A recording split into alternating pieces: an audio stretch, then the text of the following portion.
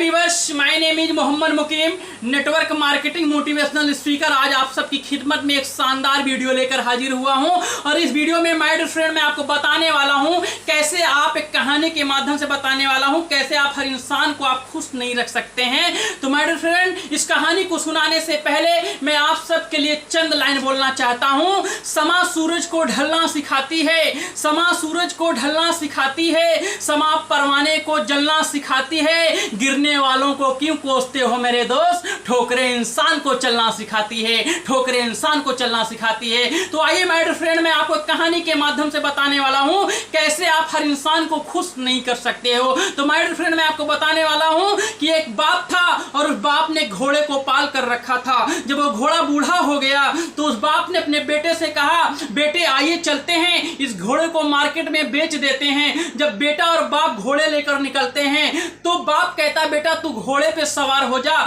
मैं लगाम पकड़ के पैदल पैदल चल रहा हूं। जब थोड़ी दूर चलते हैं तो कुछ लोग मिलते हैं, कुछ मुसाफिर मिलते हैं, कहते हैं देखो देखो कितना नालायक बेटा है, बाप बेचारा पैदल चल रहा है, खुद मुसंडे की तरह घोड़े पे सवार है, इसको अपने बाप के ऊपर दया नहीं आ रही है। तो संस्कारी लड़का था, उसके कान में जब ये आवाज गई, उसके कान में जब ये आवाज गई तो उस लड़के ने कहा शायद मैं गलत कर रहा हूं, और वो लड़का घोड़े से कूद जाता है। कूदने के बाद पिता को कहता है, पिताजी आप घोड़े पे सवार हो जाइए। जब पिताजी घोड़े पे सवार होते हैं तो बेटा लगाम पकड़ के पैदल पैदल चल रहा होता है। जब पैदल पैदल बेटा चल रहा होता है तो आगे कुछ मुसाफिर मिलते हैं, कुछ लोग मिलते हैं, कहते हैं देखो देखो देखो देखो कितना नालायक पिता है। हर बाप पहले खुद खाना नहीं खाता, अपने बच्चों को खिलाता है। हर बाप पहले खुद कपड़ा नहीं खरीदता, अपने बच्चों को खरीदता है। हर बाप पहले खुद जूता चप्पल नहीं खरीदता, अपने बच्चों को खरीदता है।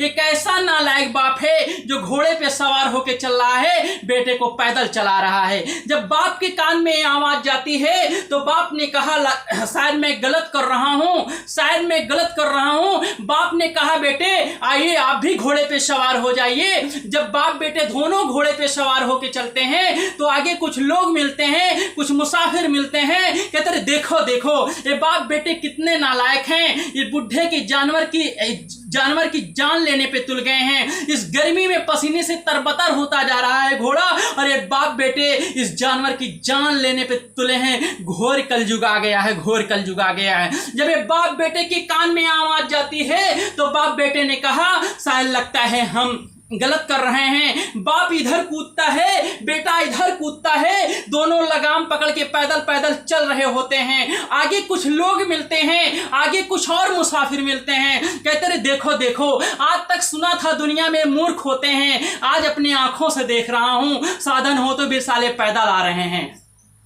तो ये आम का पेड़ मिलता है, बाप बेटे वहां बैठते हैं और बाप बेटे जब वहां आम के पेड़ के नीचे बैठते हैं तो बेटा बाप से कहता है पिताजी ये कैसी दुनिया है, पिताजी कैसी दुनिया है, अच्छा कर रहा हूं फिर भी लोग बहिष्कार कर रहे हैं, बुरा कर रहा हूं फिर भी लोग बहिष्कार कर रहे हैं, ये कैसी दुनिया है। तो पिता ने कहा बेटा इससे हमें आपको एक सीख लेनी चाहिए, बेटा इससे हमें आपको एक सीख लेनी चाहिए। बेटे ने कहा बताइए पिताजी। पिता ने कहा बेटा ये दुनिया है, जब आप अच्छे लोगों का साथ करोगे तो बुरे लोग देख के जलेंगे, जब आप बुरे लोगों का साथ करोगे तो अच्छे लोग देख के जलेंगे। ये दुनिया है किसी भी हाल में आपको छोड़ने वाली नहीं है। तो इसी बात के साथ मेरी एक बात को ध्यान रख लेना। बाप ने अपने बेटे से कह रहा होता है कि बेटा मेरे एक बात को ध्यान रखना कि हाथी चले बेजार कुत्ते भौंके हजार, क्योंकि ये दुनिया है जब आप अच्छे लोगों का साथ करोगे तो बुरे लोग देखकर जलेंगे, जब आप बुरे लोगों का साथ करोगे तो अच्छे लोग देख के जलेंगे। ये दुनिया है किसी भी हाल में छोड़ने वाली नहीं है बेटा।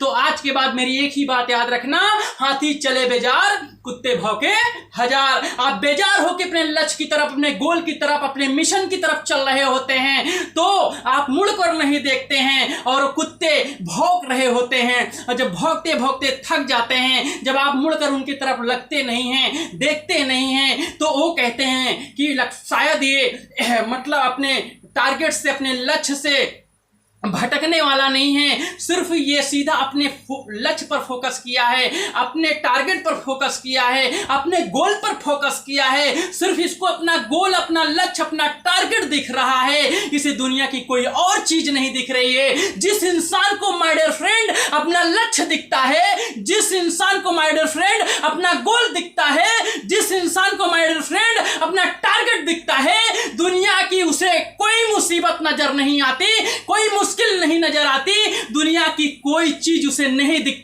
सिर्फ दिखती है उसका लक्ष्य, उसका सपना, उसका गोल।